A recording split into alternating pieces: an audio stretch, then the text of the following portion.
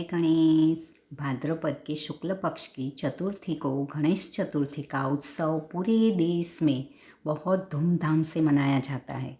प्रथम पूज्य गणेश जी की कोई भी शुभ कार्य करने से पहले पूजा की जाती है, क्योंकि वह मंगल मूर्ति है।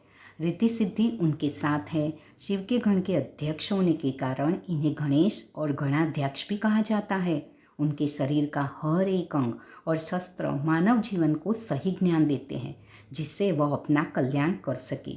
आइए जानते हैं कि विघ्नहर्ता गणेश के हर अंग जो दिव्य और विशेष है, उसका मतलब क्या है। गणेश जी का बड़ा माथा। भगवान गणेश का मस्तक बड़ा है। इसका मतलब होता है कि बड़े मस्तक वाला व्यक्ति काफ़ी बुद्धिमान होता है। वह अपने बुद्धि बल से बड़ी समस्याओं का अंत कर सकता है। गणेश जी का बड़ा मस्तक यह भी बताता है कि इंसान को अपनी सोच को हमेशा बड़ा रखना चाहिए, तभी वही अपना मुकाम हासिल कर सकता है। छोटी सोच इंसान को आगे बढ़ने नहीं देती। भगवान की यह अंगों जो दिव्य और अलौकिक है, जो हमें ज्ञान और संदेश देती है, वो दूसरे अंग हम अगले भाग में देखेंगे। तब तक जय गणेश, गणपति बाप्पा मोरया।